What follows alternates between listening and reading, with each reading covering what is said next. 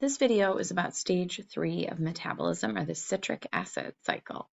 So the goal of the citric acid cycle is to really harvest high energy electrons that are needed for stage 4. Stage 4, remember, is the electron transport chain and oxidative phosphorylation. So we're going to need high energy electrons for that. These electrons really get harvested in reduced coenzymes, so in NADH and in FADH2. And so these are high energy and these are electron rich forms. So there's really 4 steps in the citric acid cycle where reduced coenzymes are made to then carry high energy electrons to stage 4. So what's going to happen along the way is other metabolic intermediates are going to get oxidized, and only one energy molecule is made in the citric acid cycle. So if we look at the citric acid cycle, it's quite the complex little ring here, but I'll just show you for now that we've got one molecule of GTP that is forming right here. So there is a small amount of energy formed, but not a lot. And so oxidation of various intermediates along the way in the cycle is really what generates the high energy reduced coenzymes, the NADH, the FADH2, that will be needed for stage 4. So first we'll take a look at the big picture summary of stage 3, the citric acid cycle, and then we'll get back into the details of the whole cyclic citric acid cycle. So, this is sort of a summary form of what is happening. Okay, so if this is a big picture summary of what's going on, we have C2 that we're getting from stage 2. So we have acetyl-CoA, CH3, C double bond O, bonded to an S, and the CoA. So what's going to happen is, that bond will literally break to pass off C2 and to reform CoA. We'll react it with 2 water molecules with 3 NAD+. So these are oxidized forms of the coenzyme. We'll have 3 NAD+, and we'll have FAD. So those are their oxidized forms. We'll have GDP. It's kind of similar to ADP. So tiny bit of energy. And then, we'll produce GTP. So a tiny bit of energy there being produced is what I meant to say. And then, so we have our 2 oxidized forms of our coenzymes, our 3 NAD+, plus our FAD, plus our GDP, which I said is kind of like ADP, and then HPO4 2-, so our phosphates. Okay, so that's our big overall reaction, and they react to form 2 carbon dioxide molecules. So we're losing those 2 carbons as exhaled carbon dioxide. Then we end up with our CoA, because remember we said we're going to break the bonds between, really that C2 group and the CoA. So we're reforming our CoA, and that coenzyme then can re-enter the cycle. It's reformed. Then we're making the reduced forms of our coenzymes. So we've got our reduced coenzymes here, and the reduced forms are 3 NADH and FADH2. So we've got reduced coenzymes that can re-enter the electron transport chain. These are really gonna go to stage 4, right? Stage 4 is our electron transport chain. So we started off with C2 from stage 2. We're ending with reduced forms of coenzymes that can go to stage 4, and also plus 3H+, 3 protons. So that's going to be important too. So that's like the big overall picture. We have kind of, we have energy being formed in the form of GTP, but this is like a little bit of energy. Um, Not like the ATP that we're going to see. Um, so kind of going back to the whole big citric acid cycle, we don't need to memorize it or maybe understand every single little detail, but there are big picture takeaways that we can get from the citric acid cycle and things that we understand at this point. So in the very beginning, in step one, we've got acetyl-CoA. We've got CH3C, double bond O bonded to S and CoA. So we've got our acetyl group. We see our 2-carbon acetyl group, our C2 here. And, we see our CoA. So we've got that coming in from, stage 2, right? That acetyl-CoA came in from stage 2 for us. Then we see CoA will get reformed, and then that's going to react in this skull. It's coming from oxaloacetate, and we'll get to what that is at the end of the cycle.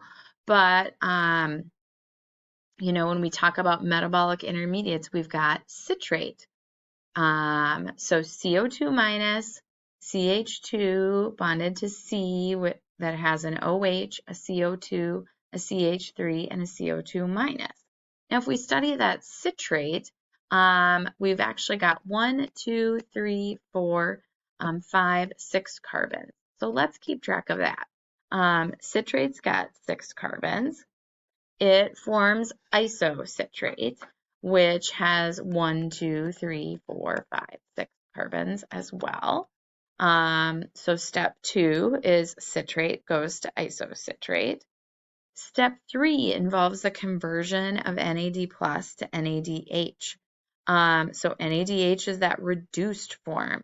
So this is undergoing reduction. We had reduction occurring here, and this is going to go on to stage 4. So now that we've got NADH4 in its reduced form, that can actually go on to stage 4. Well, NAD plus is converted to NADH and a proton plus H plus. Isocitrate loses a CO2 as like exhaled carbon dioxide. So now we get alpha keto glutarate, and this alpha keto glutarate has 1, 2, 3, 4, 5 carbons. So now we're down to a 5-carbon chain. That molecule is CO2 minus, CH2, CH2, C double bonded O, and CO2 minus. Now remember, if something is being reduced, if isocitrate is NAD plus is reduced to NADH, isocitrate must be being oxidized when it forms alpha keto glutarate. So we got to find out, where is it oxidized? Well, if we go to the second to last carbon, so isocitrate was CO2 minus, CH2, C with an H and CO2 minus, C with an OH and an H, and then CO2 minus. What we find in alpha ketoglutarate is CO2 minus, CH2, CH2, C double bonded to an O, and then CO2 minus. So where we just had an alcohol in isocitrate, we actually have a ketone in alpha ketoglutarate. So that got oxidized. That's in its oxidized form because NADH has been reduced. So the carbon got oxidized in the intermediate, while the coenzyme got reduced. So that's what happens in the third step. So we can find these reactions that we really do understand in the citric acid cycle that we've got enough background for. Okay, in step 4, NAD plus goes to NADH. So again, there's another reduction occurring. So NADH is the reduced form. We lose a carbon dioxide in this step as well. And so when we make succinyl-CoA, we notice it's CO2 minus, CH2, CH2, C double bonded to an O, and then bonded to S-CoA. So we've lost a carbon there. So now we're at a 4-carbon chain. So we can track the carbons here. We can look for oxidations and reductions that we understand. In step 5, then GDP is converted to GTP. So remember, just a little bit of energy there. And then what's actually released is CoA. So it's HS-CoA, that thiol-CoA, is being reformed in step 5. So if we're releasing or reforming CoA, our product isn't succinyl-CoA, it's succinate without the CoA anymore. So when we look at succinate, we've still got 4 carbons, but we've lost the CoA. So it's CO2 minus, CH2, CH2, CO2 minus. Now in step 6, FAD is going to get reduced to FADH2. And succinate is going to form fumarate. Okay, so let's look at fumarate. It's still got 4 carbons, so that's great. But if FADH2 has been reduced and is in its reduced form, succinate must have gotten oxidized to fumarate. Now, oxidation can be more bonds to oxygen or less bonds to hydrogen. And if we look, succinate had CH2 bonded to CH2 in the middle.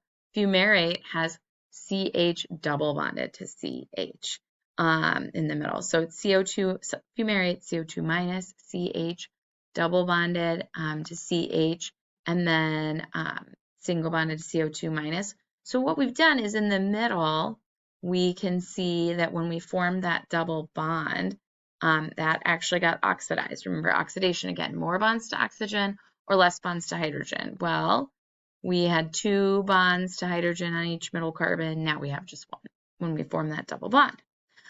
So that fumarates that oxidized form. Okay, from fumarate, we go to step 7. We add water and form malate. So we've got CO2 minus, C, bonded to an OH, bonded to an H, bonded to a CH2, and that CH2 is bonded to CO2 minus. So here we've actually added an alcohol. So here we've added a bond to OH. And then what we're going to notice in step 8 is NAD plus is reduced, NAD plus reacts to form NADH and H plus. So we're forming NADH, the reduced form in step 8. Somebody's got to be getting oxidized. Guess what? Malate's getting oxidized to oxaloacetate, CO2 minus, CH2, C double bond O, and then CO2 minus. So that new C double bond O, we went from an OH to a new C double bond O. That's an oxidized form. So like it sounds, oxaloacetate's an oxidized form. So it became more oxidized. Well, NADH, became reduced or made the reduced form. So we have this redox going on wherever there is a coenzyme being reduced, an intermediate is being oxidized. And we can find some of those key oxidations, that malate OH in 7 going to oxaloacetate, through step 8. So we can find that oxidation. We can find the oxidation of, what was I going to say? I was going to say to form alpha-ketoglutarate. So from isocitrates OH via step 3 to alpha-ketoglutarate, C double bond O. Meanwhile, NAD plus was being reduced to NADH. And so we can follow what's happening with our carbon chain, right? We have 6 carbons in citrate, 6 carbons in isocitrate. We lose a carbon dioxide, 5 carbons in alpha-ketoglutarate. Lose another carbon dioxide, 4 carbons in succinyl-CoA. So it's great to follow the carbon chain link to try to look for when a coenzyme is being reduced what intermediate was being oxidized at the same time.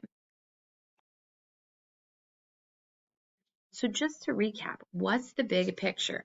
Well, there are 4 steps where reduced coenzymes are made. So where are those 4 steps where reduced coenzymes are made? Let's look for those again.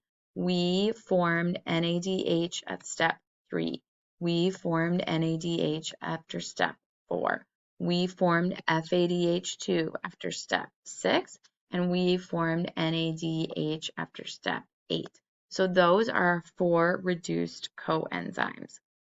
We can look for spots where our metabolic intermediates get oxidized. Where did we find that? We found isocitrates OH becoming C double bond O in alpha ketoglutarate via step 3. So in step 3 where we made NADH, we were able to find the oxidation. In step 6, we were able to find an oxidation where a single bond was oxidized to form a double bond, less bonds to hydrogen. We were able to find malates OH being oxidized to oxaloacetate C double bond O in step 8. And the last one, where an intermediate gets oxidized, I think I was remiss in failing to point this out earlier. At step 4, where alpha ketoglutarate goes to succinyl-CoA, and we keep our C double bond O, so that's not a place of oxidation. The oxidation is actually occurring where we're releasing carbon dioxide. That would be more bonds to oxygen. So those releases of CO2 are actually oxidation as well. So again, that oxidation of intermediates is necessary to generate those really high energy, electron-rich, reduced coenzymes, NADH and FADH2. And those are going to be necessary for stage 4 for the electron transport chain and oxidative phosphorylation.